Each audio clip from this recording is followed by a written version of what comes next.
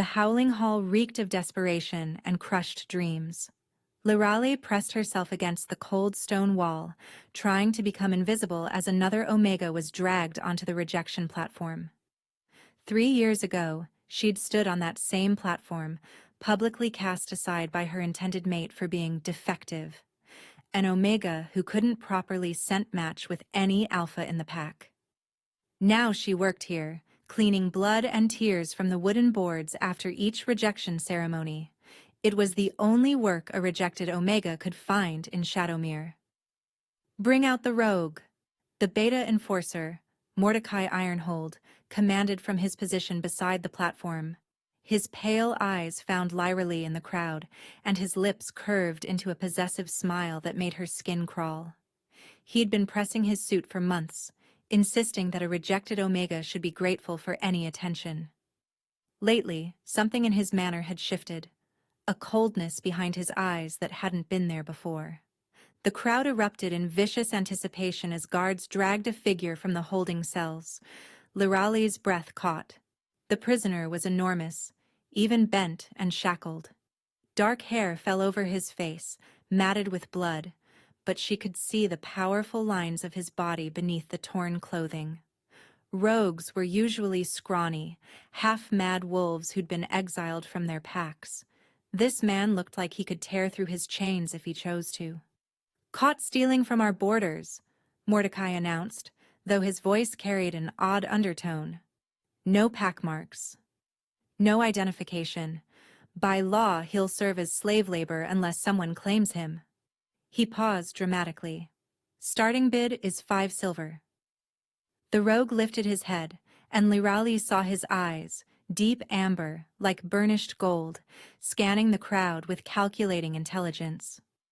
Not the wild look of a true rogue at all. When his gaze swept past her, she felt an inexplicable pull in her chest, as if something deep within her recognized him.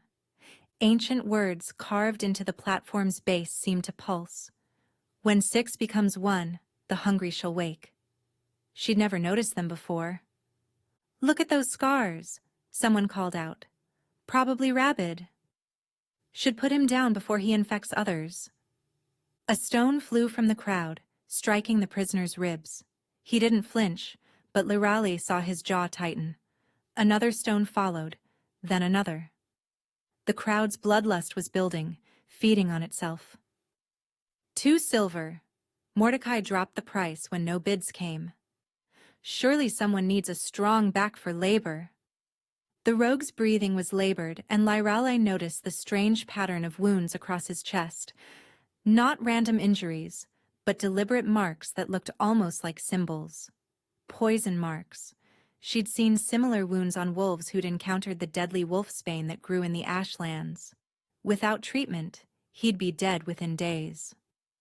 1 silver, Mordecai said, frustration creeping into his voice. Lyrale found herself moving forward before she could think. "I'll take him." The hall fell silent. Every eye turned to her, the rejected Omega who dared to bid on a rogue. Mordecai's face darkened, a shadow passing behind his eyes. "Lyrale, you forget yourself." "You offered 1 silver, she said, pulling the coin from her pouch, her entire savings from months of scrubbing floors. "I'm claiming him according to law." "You're a rejected Omega," someone sneered. "You can't claim anything." "The law says any pack member can bid." Lyrale lifted her chin. "I'm still pack, even if rejected." Mordecai stepped down from the platform, approaching her with predatory intent. "You need my permission for any significant decisions. As the Beta courting you—" "We're not courting," Lyrale interrupted. "I've refused you 3 times." His hand shot out, gripping her wrist hard enough to bruise. "You ungrateful." A growl erupted from the platform, so deep and threatening that the entire hall went quiet. The rogue had straightened to his full height, his chains rattling as he strained against them. His eyes were fixed on Mordecai's hand on Lyrale's wrist, and the sound coming from his chest was pure alpha dominance. Not possible. Rogues couldn't produce that kind of commanding presence. Mordecai released her, hand going to his blade. "Control your property, Omega, or I'll put him down myself." Lorelei quickly climbed the platform, placing herself between Mordecai and the prisoner. "He's mine by law. I'm taking him now." She reached for the rogue's chains, and he went still. This close, she could smell him beneath the blood and dirt. Pine forests and winter storms, wild and intoxicating. Her dormant Omega instincts, the ones that had never responded to any Alpha before, suddenly roared to life. His nostrils flared, and his amber eyes widened as if he scented something equally unexpected from her. "Move," she whispered, tugging the chains. He followed her down from the platform, through the parting crowd, past Mordecai's furious glare. Behind them, she heard the beta snarl. "This isn't over, Lorelei. You've made a dangerous choice." As they exited the howling hall, the rogue stumbled, his breathing growing more labored. The poison was spreading faster than she'd thought. "My cottage is close," she said, though she wasn't sure he understood. "Just hold on."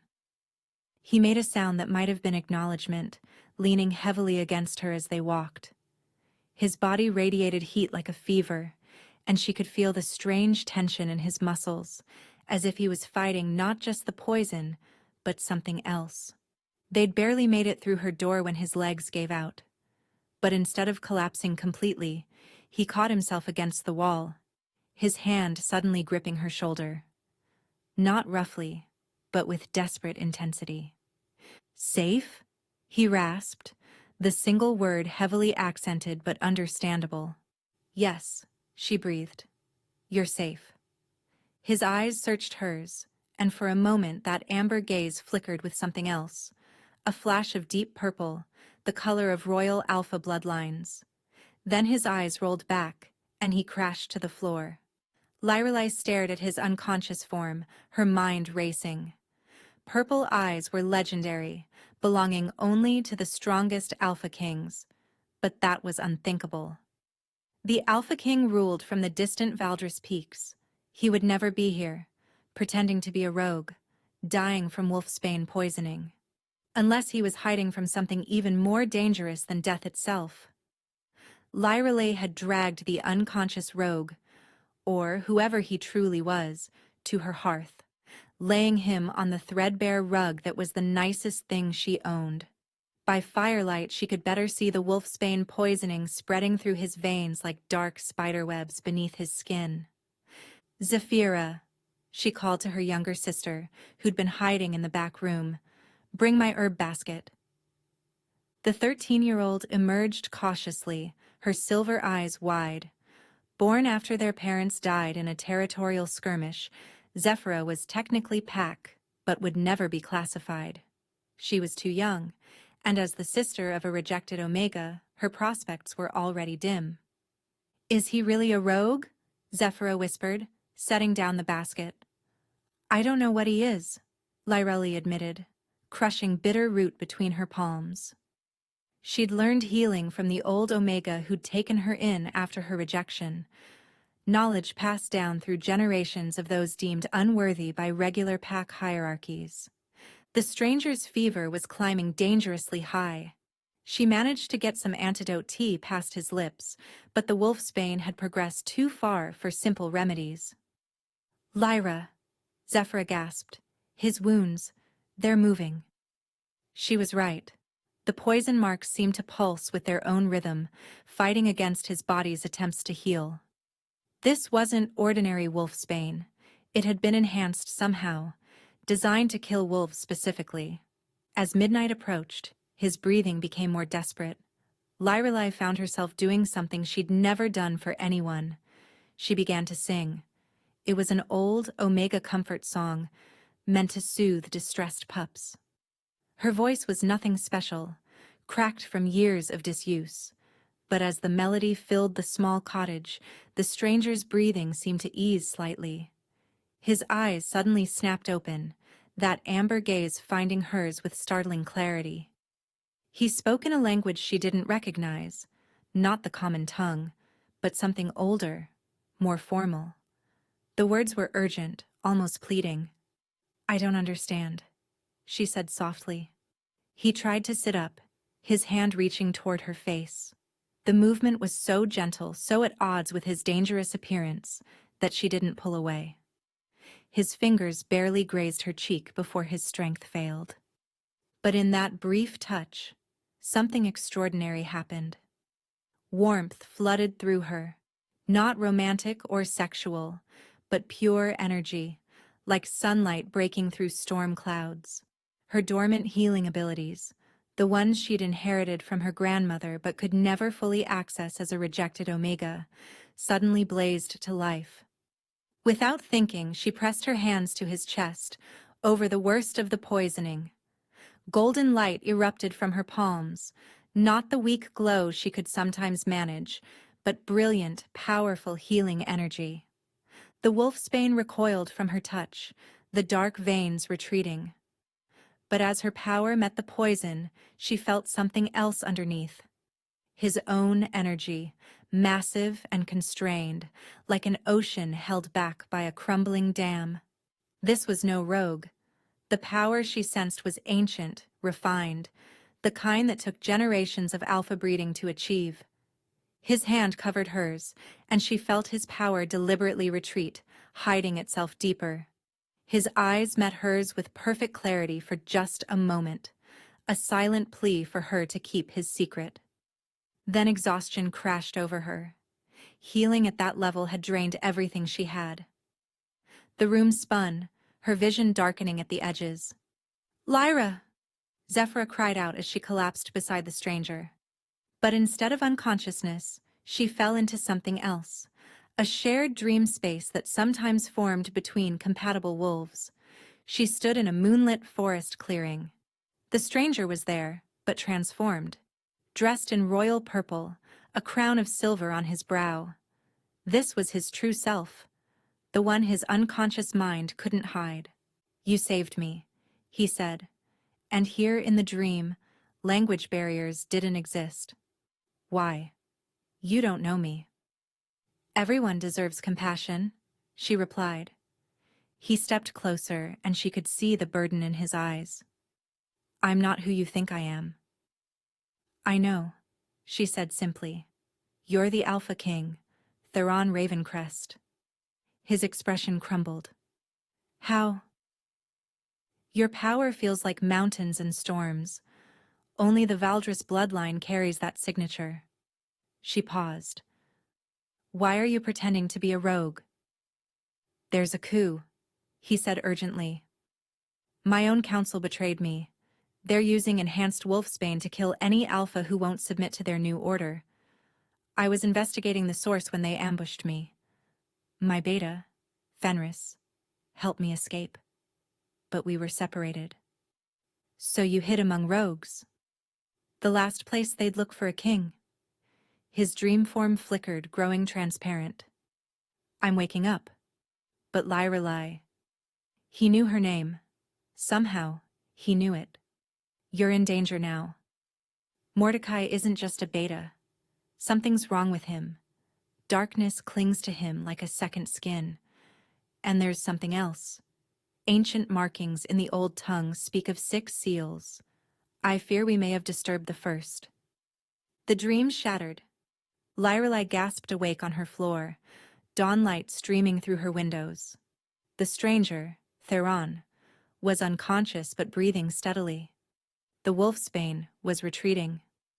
But on his shoulder, where her hand had rested while healing him, a mark was forming.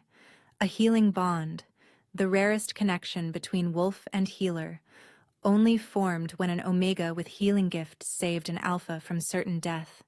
It would bind them until the healing was complete. He would feel her emotions, and she would sense his pain. It was temporary, usually lasting only days or weeks. But as she stared at the mark, it continued to darken, taking on the distinct pattern of something far more permanent. A mate mark. "That can't be," she whispered. Rejected Omegas couldn't form mate bonds. It was why she'd been cast aside. Zephyra's scream from outside shattered her thoughts. Lyra! Enforcers are coming! Through the window she could see Mordecai approaching with a dozen guards. His expression was murderous, but there was something wrong with his movements. Too fluid, as if something else moved beneath his skin. The unconscious Alpha King lay helpless on her floor, his identity exposed if anyone looked too closely. The mate mark on his shoulder seemed to pulse with warmth, and she felt an overwhelming need to protect him. As the enforcers reached her door, Theron's eyes opened, meeting hers with perfect understanding. Whatever happened next, they were bound now. The door exploded inward, and Mordecai's voice filled her home. By order of the new council, you're under arrest for harboring a dangerous fugitive. Step away from the rogue, Lorelei. Mordecai's voice carried the edge of barely controlled violence as he stood in her destroyed doorway, flanked by enforcers in black armor she'd never seen before. Not pack guards. These were something else. Shadows seemed to writhe beneath Mordecai's skin, barely visible but definitely there. Lyrali positioned herself between them and Theron, who was struggling to sit up. He's legally mine. I paid for him. The law has changed. Mordecai smiled coldly, his expression flickering between his own and something else. The new council has decreed all rogues must be examined for contamination. Some carry diseases that threaten our new order. What new order? What council? Lyrali demanded. The weak Alpha Kings have fallen. A stronger government rises, one that values strength over bloodline. His pale eyes fixed on Theron, and for a moment, they turned completely black before shifting back. This particular rogue has been spreading sedition through the territories. Haven't you, Kaelin? Theron kept his head down, playing his part, but Lyrali felt his tension through their new bond, a burning rage carefully contained. Take him, Mordecai ordered. No. Lyrali's refusal rang out clear. If you want him, you'll have to go through me. Mordecai laughed, but the sound had multiple layers, as if several voices spoke at once. A rejected Omega challenges me? He moved faster than she could track, backhanding her across the face. The crack echoed through the cottage. Lyrali tasted blood, stumbling backward. That was his mistake. The growl that erupted from Theron was nothing like a rogue's snarl. It was pure alpha dominance, primal and terrifying, shaking the very walls. His eyes blazed purple gold as he lunged upward, sick and poisoned but moving with lethal intent.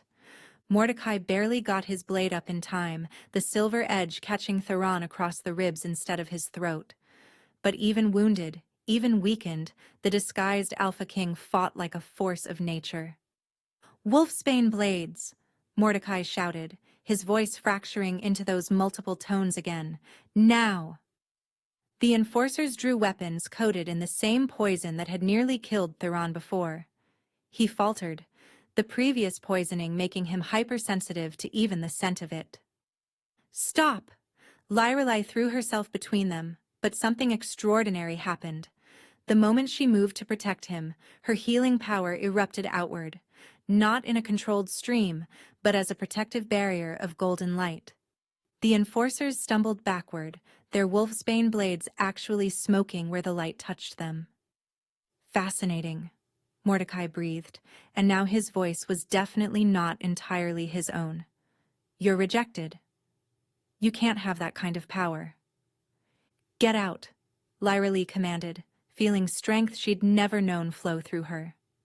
The bond with Theron was amplifying her abilities, his alpha power feeding hers. But Mordecai's shock transformed into something worse. Greed. Oh, this is perfect. A rejected Omega with hidden power, bound to a mysterious rogue? They will be very pleased. They? Lyrali frowned, catching the strange emphasis. He pulled out a horn, and its bitter note echoed across Shadowmere. Let's see how long your newfound power lasts against a real hunt. Answering howls rose from every direction, not just enforcers. full hunting parties. Run, Theron rasped, grabbing her hand. Now. They fled through the back door as Zephyra emerged from her hiding spot. I'm coming too. No, Lyra Lee started, but her sister's eyes flashed with determination. They'll use me against you if I stay. We survived side by side. No time to argue. The howls were getting closer. They plunged into the dark wood that bordered Shadowmere, Theron leading despite his injuries. He moved like someone who knew every hidden path, every secret route, not like a rogue at all. Who are you really? Lyreley gasped as they ran. Later, he growled, pulling her behind a massive oak as a patrol passed nearby. Through their bond, she felt his pain, his desperate need to shift to wolf form, but inability to do so. The wolfsbane still blocking his transformation. She pressed her hand to his chest, pushing healing energy into him, but it was like trying to fill an ocean with a cup. Too strong, he muttered. The poison they're using, it's specifically designed to block alpha transformations. Then how do we escape? His eyes met hers, and she saw him make a decision. There's a way. But you won't like it. Before she could ask, he tilted his head back and released a howl unlike anything she'd ever heard. It was beautiful and terrible, carrying harmonics that seemed to reach into her very soul. Answering howls came immediately, but not from their pursuers. These came from ahead, from the deep woods where even brave wolves feared to tread. What did you do? Zephyra whispered. Called the real rogues, Theron said grimly. The ones who refused the new council's rule. They know my call, even if they don't know my face. Shapes emerged from the shadows, scarred, wild-looking wolves who'd chosen exile over submission. Their leader, a massive gray wolf missing an eye, shifted to human form. You use the old howl, he growled suspiciously. That's a royal call? Who are you? Someone who opposes the council, Theron replied carefully. Will you help? The rogue leader's attention shifted to Lyralai, nostrils flaring. You're bonded. Both of you. His one eye widened. That's a true mate bond forming, but you're a rejected Omega. That's unprecedented, yes, Lyra Lee said tiredly. Will you help us or not? A fierce smile crossed the rogue's scarred face. The council hunts you. That's recommendation enough. Follow. They were led deeper into the woods, to a hidden ravine where dozens of rogues had made camp. It was nothing like the savage den Lyrali had expected. Organized, defensive, almost military. The council thinks we're mindless beasts, the leader, who introduced himself as Garrett, explained. Makes it easier to resist when they underestimate us. How many have resisted? Theron asked. Thousands, scattered across the territories.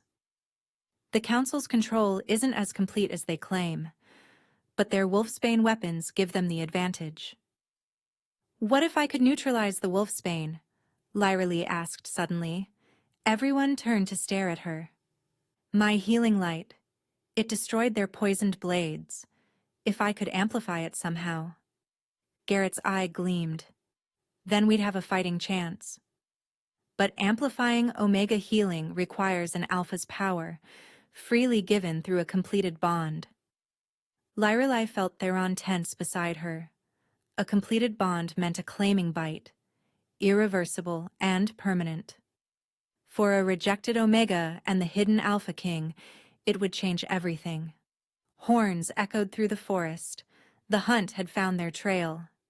Decide quickly, Garrett growled. Fight or flee. But if that really is a true mate bond forming between you, the council will never stop hunting you. They fear mated pairs above all else. The power you could wield side by side would threaten everything they've built. Theron turned to Lyralai, and in his amber eyes she saw the truth he'd been hiding. Not just his identity, but his growing feelings for her. Through their bond, She felt his desperate desire to protect her warring with the knowledge that binding himself to her would make her a target forever. "We stand as one," she whispered, squeezing his hand. He cupped her face gently, and for a moment, the hunted Alpha King disappeared, leaving just a man looking at his mate with wonder. "As one, then," he agreed. The hunting horns sounded again, closer now. Mordecai's voice carried on the wind, but it sounded wrong. Multiple voices layered together, promising rewards for their capture. But as Theron leaned toward her, his canines extending for the claiming bite, an arrow whistled through the air, striking him in the shoulder. Not Wolfsbane, something worse. Moonsbane, Garrett snarled as Theron convulsed, his body beginning to shift uncontrollably between forms. The Council's new weapon. It forces transformation loops. He'll tear himself apart. Lyrelai caught Theron as he fell, his body shifting rapidly, human, wolf, human again, each change accompanied by agonizing screams. Through their incomplete bond, she felt his torment, and something primal rose within her. Not just her healing power, but something deeper, older, the rage of an Omega watching her mate suffer. Her eyes blazed gold as she stood, power rippling off her in waves. "They want to hunt?" she growled, her voice carrying harmonics it never had before. "Then let them face something worthy of their fear." The very forest seemed to respond to her fury, and even the rogues stepped back in alarm. Whatever was happening to Lyralai, it was beyond normal Omega abilities. Mordecai and his enforcers crashed into the ravine, weapons raised. They stopped dead at the sight of her, transformed by rage and power into something magnificent and terrifying. "Hello, Mordecai," she smiled, and it was all teeth. "Let me show you what a rejected Omega can truly become." The power erupting from Lyralai made the air itself crackle with electricity. Golden light poured from her skin, but threaded through it were ribbons of deep purple. Alpha power that shouldn't exist in any Omega, rejected or not. Mordecai's enforcers raised their wolfsbane weapons, but the blades began to dissolve the moment they entered her aura. The poison literally burned away, leaving only clean steel. "What are you?" Mordecai breathed, stepping backward. The shadows beneath his skin writhed violently, responding to her power. "I am what you made me," Lyralai snarled. "Years of rejection, of being told I was defective, broken. But I was never broken. I was waiting." She knelt beside Theron, who was still convulsing between forms. Placing her hands on his chest, she didn't just push healing energy into him. She pulled the Moonsbane out, absorbing it into herself. The poison that should have killed her instantly was consumed by the strange purple-gold power flowing through her veins. Theron's transformation stopped. He lay gasping in human form, staring up at her in awe. "The Valdris line," Garrett whispered behind them. "She carries the ancient blood." The stories were true. "What stories?" Zephyra asked. "Centuries ago, the first Alpha King had a twin sister, an Omega of unprecedented power. She could amplify any Alpha's strength, neutralize any poison, heal any wound. The bloodline was thought lost when she disappeared into the common population, refusing royal life. Lyralai's power flickered as the revelation hit her. She wasn't just a rejected Omega. She was the heir to a bloodline the new council feared above all others. "Take them!" Mordecai roared, but his voice shattered into multiple tones, masculine, feminine, ancient, young. "The masters demand their capture." But the rogues moved to surround Lyralai and Theron, protecting them. These exiled wolves recognized what they were seeing, not just a true mate pair, but the return of the ancient balance between Alpha and Omega power. "You should run," Garrett advised. "Make for the Valdris Peaks. If the Alpha King still has loyalists—" "I am the Alpha King," Theron said quietly, rising to his feet. Silence fell over the ravine. Then Garrett laughed, wild and delighted. Of course you are. Who else would be mad enough to hide among rogues? He dropped to one knee, and the other rogues followed. My king. Rise, Theron commanded. I'm not your king anymore. The council? The council are usurpers, Garrett interrupted. We knew something was wrong when they claimed you'd died. Your father would never have appointed those power-hungry fools. Mordecai was backing away, his movements becoming increasingly erratic as the shadows fought for control of his body. This changes nothing. The old bloodlines are obsolete. The future belongs to... His words cut off as his body convulsed violently.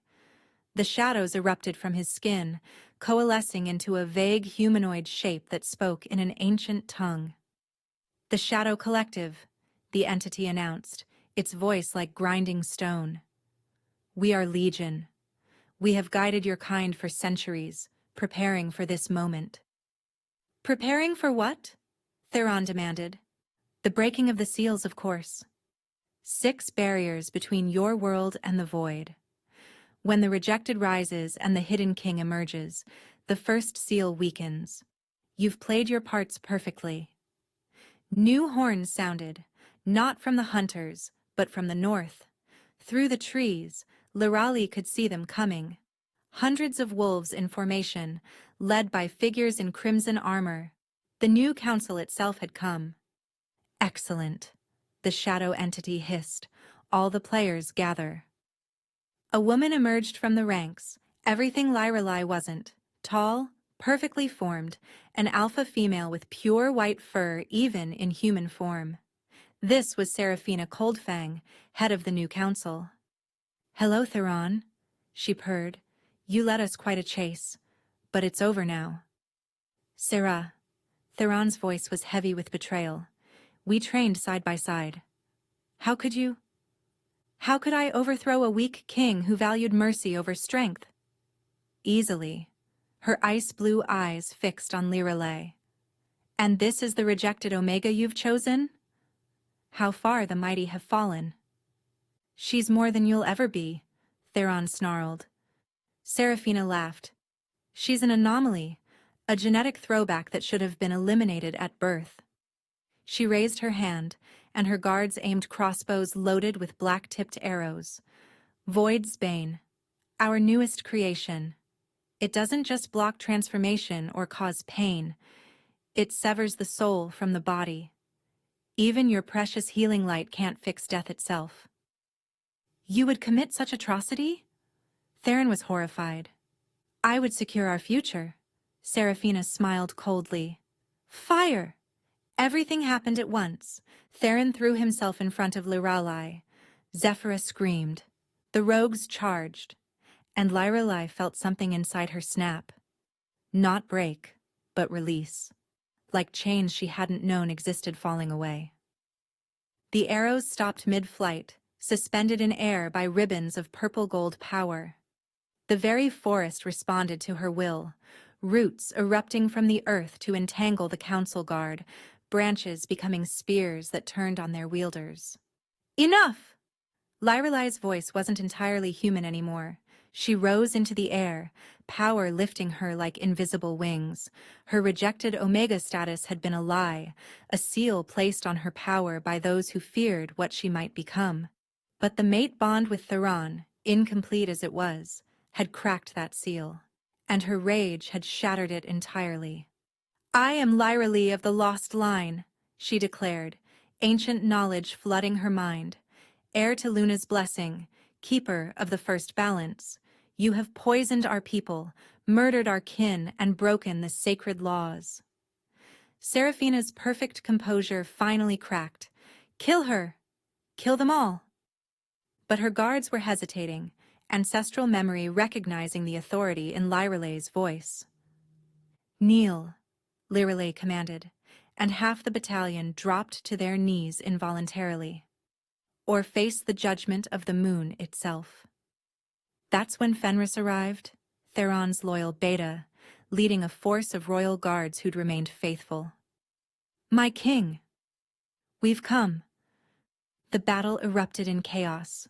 Loyalists against council forces, rogues fighting alongside royal guards, and at the center of it all, Lyrelei and Theron stood back to back, their incomplete bond pulsing with desperate need to unite their power fully.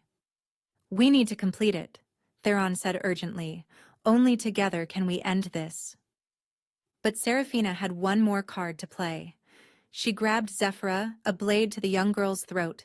"Complete that bond, and she dies." Lyrelei's power faltered, her attention split. "You wouldn't," Theron growled. "I've done worse for less," Seraphina replied. "Choose, false king, your mate bond or the girl's life." But Zephyra, quiet, overlooked Zephyra, looked up at her captor and smiled. "You made one mistake." "What?" Seraphina frowned. "You assumed I'm just human?" Zephyra's eyes flashed silver, and she shifted, not into a wolf, but something else. Something that hadn't been seen in 1,000 years. A white dragon, small but perfect, wreathed in silver flames that didn't burn, but froze everything they touched. Seraphina screamed, her arm turning to ice where Zephyra's transformed body touched it. The council leaders stumbled backward as the dragon child spread wings that shouldn't exist in their world. "Dragon shifters," Garrett breathed in awe. "The first shapers." They were real. In the chaos of everyone's shock, Lyrelei and Theron moved. He bit her neck just as she bit his, their mate bond completing in a rush of unified power that sent shockwaves through both armies. When they pulled apart, their eyes were the same color, purple gold, the perfect fusion of Alpha and Omega, the balance restored. "The revolution is over," Theron declared, his voice carrying absolute authority. "Stand down, or face judgment." The shadow entity that had possessed Mordecai laughed, its form solidifying. "You think this victory matters? We are eternal. The seals will break one by one until the void consumes all." "Then we'll stop you," Lyrelei said calmly. "Every time." She reached out with her power, not to destroy, but to purify. The golden light touched the shadow entity, and it screamed, not in pain, but in confusion as the light began to separate the darkness from the human soul it had consumed. What remained was Mordecai, the real Mordecai, collapsed and weeping. "Forgive me," he gasped. "It's been in my head for so long, whispering, controlling. I fought, but—" Seraphina tried to run, but roots held her fast. The remaining council forces surrendered, faced with power beyond their comprehension. "Your reign of poison is over," Lyrali declared. "Justice will be served through healing, not vengeance." She turned to Theron, her mate, her king, her equal. "Ready to rebuild our world?" He smiled, pulling her close. "With you, always." The throne room of Valdris Peaks had been reclaimed, but victory felt incomplete. 3 days had passed since Seraphina's defeat, yet Lyrelei couldn't shake the feeling that something ancient watched from the shadows.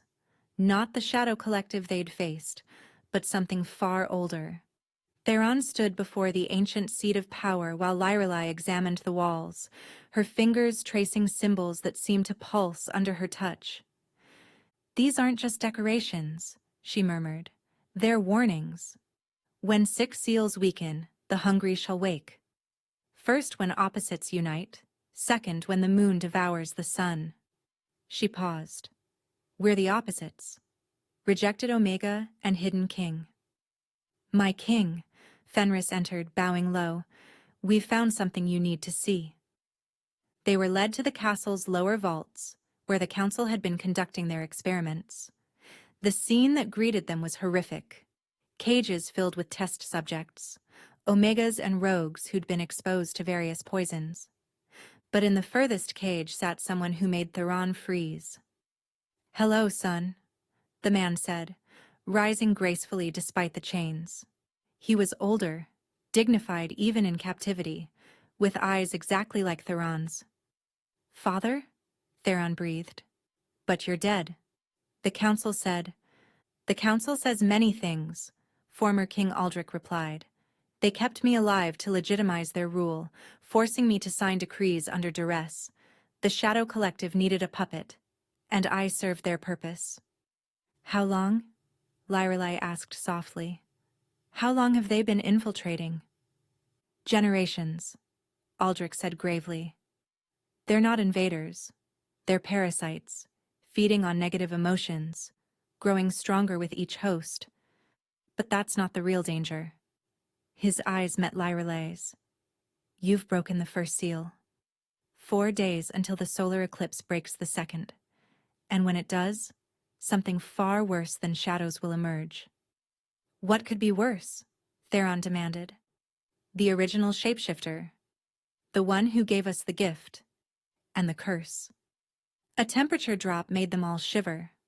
Ice formed on the walls as a figure materialized from frozen mist, beautiful and terrible, with skin like porcelain and eyes of infinite darkness. Hello, children, she said, her voice like breaking glass. I am the eternal hunger, and you've finally freed me enough to take form.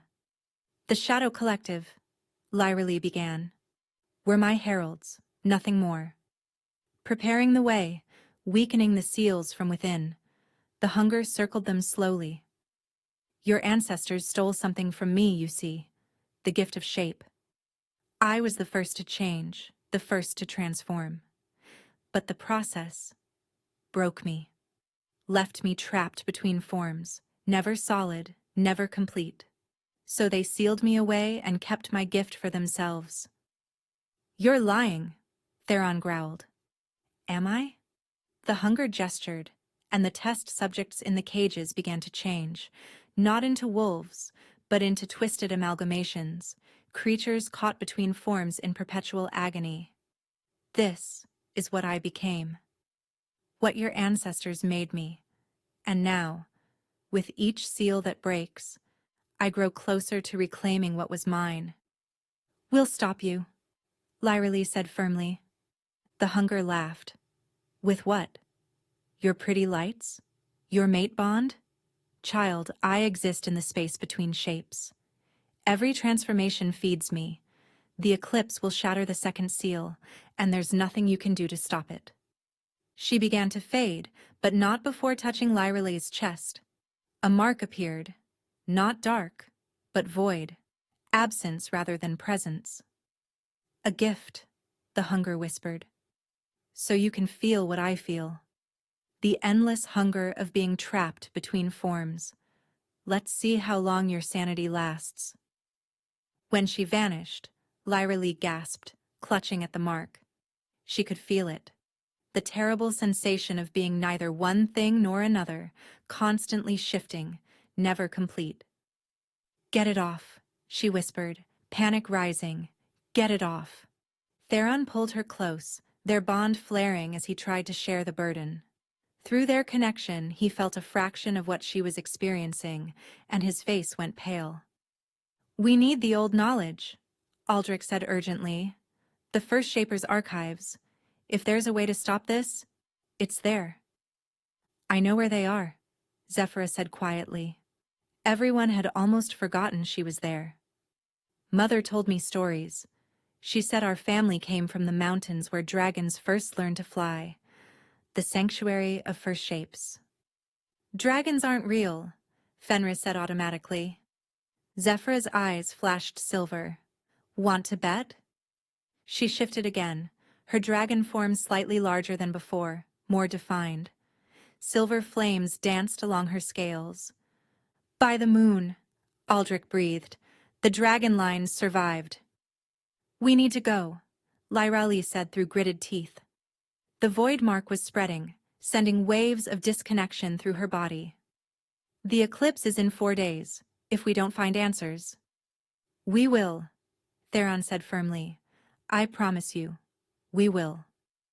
They set out that night, Theron, Lyrelai, Zephyra, Fenris, and a small guard of trusted wolves.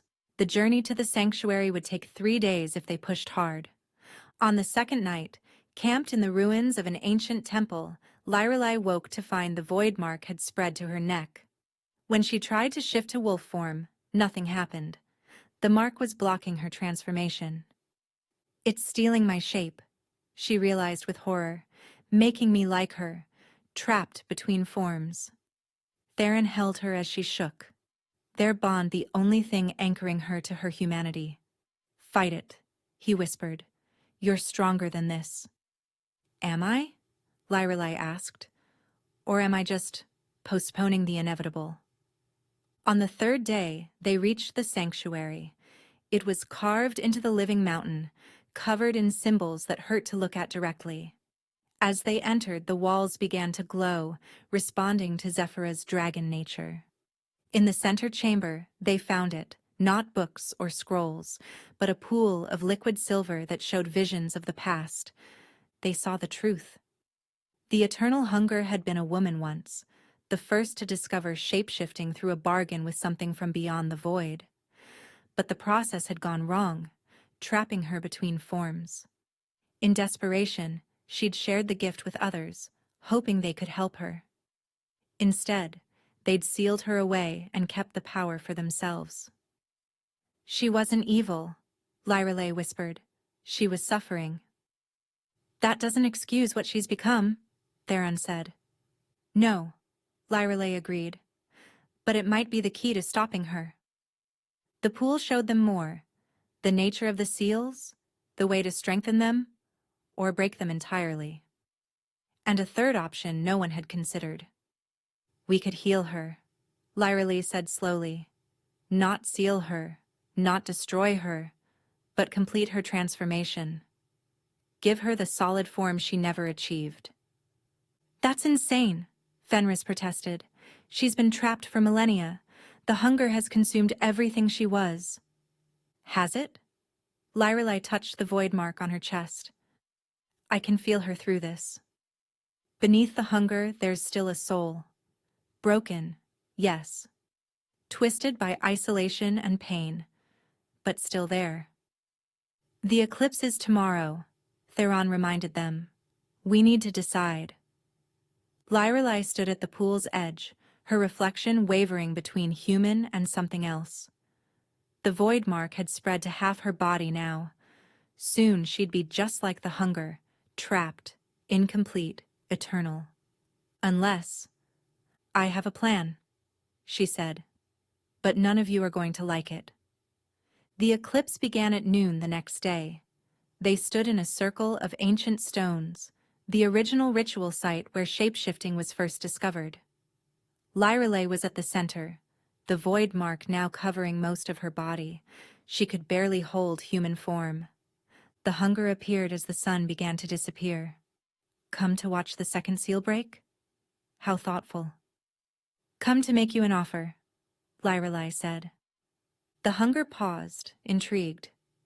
"You want your solid form back. I want to keep my shape-shifting ability, but we both know the void mark is consuming me. Soon, I'll be just like you, trapped between forms, forever hungry." "Your point?" "Merge with me," Lyrelai said simply. "Not possession, not consumption. A true merging. Your experience with my power, your ancient knowledge with my healing light. Together, we might achieve what neither can alone, a complete transformation."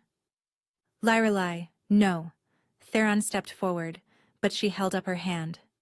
"Trust me," she said, her eyes meeting his. "Through our bond, you'll anchor me. Keep me myself. But she needs this. We both do." The hunger was silent for a long moment. Then, "You would risk everything to heal me? After all I've done?" "Everyone deserves a chance at wholeness," Lyrelai replied.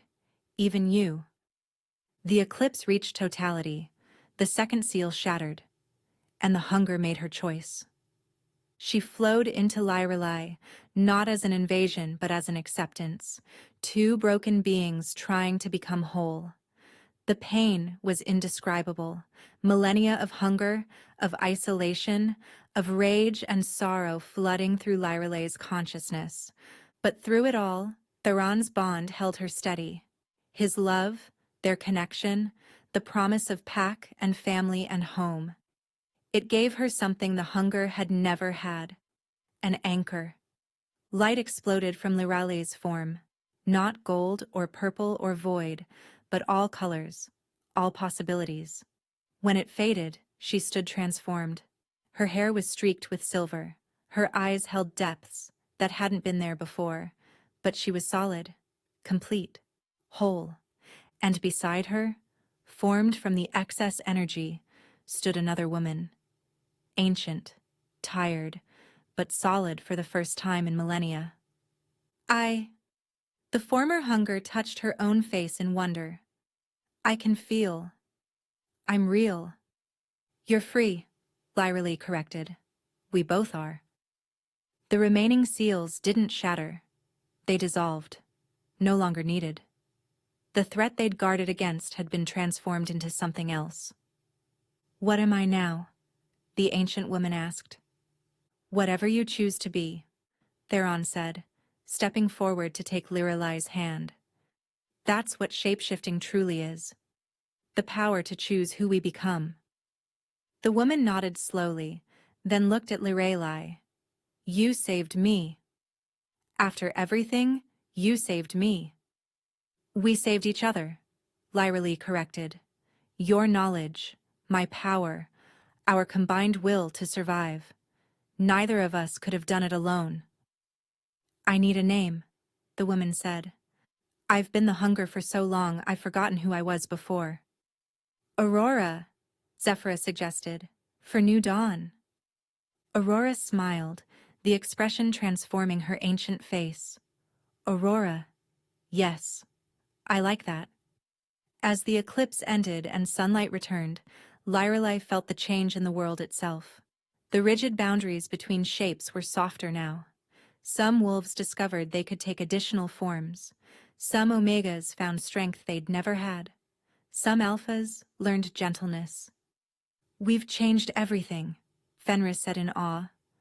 No, Lyrale corrected, pulling Theron close.